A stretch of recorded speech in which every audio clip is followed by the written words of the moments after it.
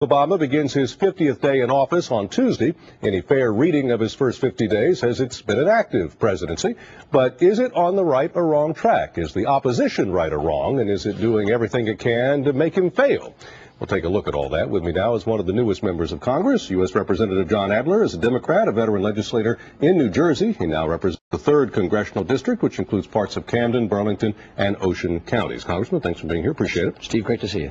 You voted for the $410 billion spending bill that would finish out this fiscal year. Why'd you do that? A lot of people say there's just too much in it, all that pork and everything else.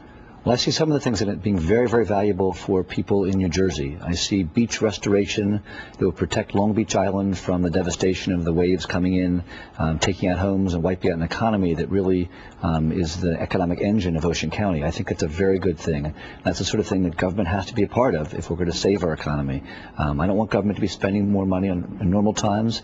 But these are clearly not normal times. When you see the job losses, you see companies closing, you see banks closing, and right now government's the only sort of economic engine that can help kickstart an economy that otherwise is sputtering very, very badly. Do you, as a new member of Congress, feel a great degree of pressure from the leadership to vote as they want you to vote? I feel pressure from the people of my district who are losing their jobs, who see their life savings drop in half as the stock market's crashed so badly, having dropped by 50% or more in the last 18 months.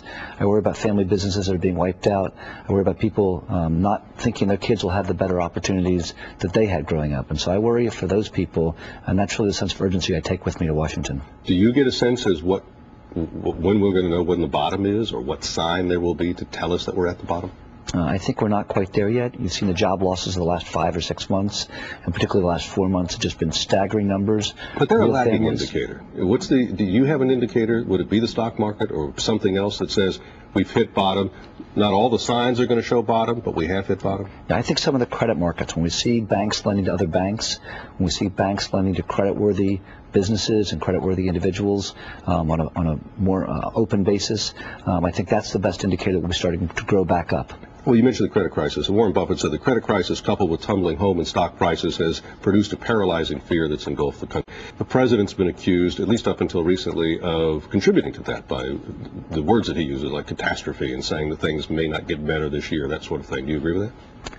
I don't think it's fair to criticize the president for a situation that in some cases has been building up for years, certainly for the last couple of years, but in some cases for a generation or longer. The fact that we haven't dealt with some of these issues over so many years is troubling. We now have to get to it, and America can solve these problems, but we really have to start working.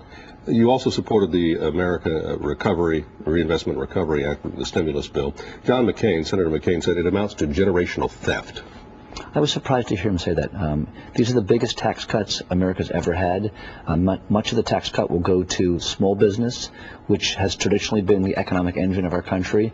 The idea that we're going to actually give tax cuts to small business means we'll have more jobs created in the next several years based on this system. I think it's a very positive sign for our future. How do you interpret tax cuts to small business? Because many people say that the tax cuts on people making $250,000 or more, 2/3 of them are small business owners or investors in small businesses, and therefore if you tax them, they are not going to either invest in that or they're going to have to lay off people as a result. So how do you... Well, there hasn't been any tax increase for people over $250,000 a year. But that's what the president wants to do. But that hasn't been what we've voted on yet. I mean, what the president talks about and what we do may be different things. What we have done is create real tax cuts for most Americans and for small business. The idea is small business will hire more people, purchase more goods and services, and we'll grow our way out of this deep recession we're in right now. So one last thought on this strain, and that is that people say, okay, so I'm getting a middle-class tax cut of $8 to $13 a week, and maybe there's some other ways I'm going to be helped. But if Wall Street doesn't like the president's and the Democratic Congress's actions and keeps dropping, my 401k loses value, and I'm actually worse in the long run because I've lost more money in the 401k or retirement plan. I don't think Wall Street's reacting to Democrats or Republicans. I think Wall Street's reacting to earnings reports from companies that have dropped so much in the last number of months. There are a lot of companies with bad debt, with a lot of bad planning decisions over a number of years, and it's catching up with America right now. Well, on that note, what does the financial class produce? How do you look at a stockbroker? How do you look at financial experts, CEOs? Have they produced something of value that has merited the great gains that they've had over the last generation? Or have they stolen money, usurped money? Oh, I'm sure there's a little bit of theft out there, but I think by and large, the financial sector helps us make rational decisions as to where we allocate capital, and that helps us grow our economy. So by and large, if you want capitalism to succeed, you want your financial systems to succeed. George Bush, President Bush, was criticized after 9/11 of squandering the goodwill that he had after 9/11 and trying to ram through a lot of conservative Republican principles, policies, ideology. Some people are saying that there's a danger that President Obama or the Democratic Congress would be doing the same thing, that they have this momentum now because of the economic crisis, that people are willing to let them try a lot of things. But what they're concerned about is that through stem cell, lifting of the embryonic stem cell research ban using public money that he's likely to do tomorrow, and other actions that he's taken, the gag rule and others, that he is forcing a liberal ideology on America when he should just be concentrating on the economy and on foreign policy. I don't think there's anything liberal about creating a better job climate than we've had over the last number of months.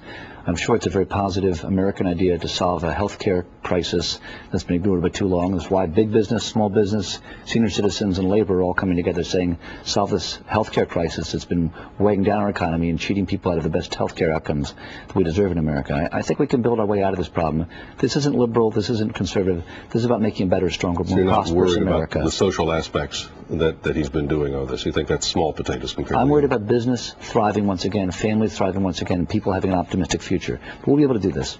The National Republican Congressional Committee issued a statement this past week about you. It said, John Adler voted last night against protecting millions of Americans who played by the rules, including thousands of his constituents. The motion that he voted against would have prohibited those who lied on mortgage applications from receiving taxpayer assistance. Instead, Adler has voted along with his party bosses in Washington to reward dishonest borrowers and scrupulous lenders. Did you do that? I'm sort of surprised Republicans take that tone early on. We should be working together to solve problems. These aren't Republican problems or Democrat problems. I don't go about criticizing Republicans for their failures along the way. I think we should work together to solve real American problems. 9 out of 10 homeowners right now are paying their bills, paying their mortgages. Mm-hmm.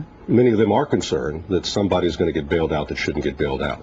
Is that a legitimate concern? Oh, it's enormously frustrating. We know there are people who should not have gotten mortgages. And it's not just the fault of the mortgage brokers, it's the fault of the people that took the mortgage in the first place.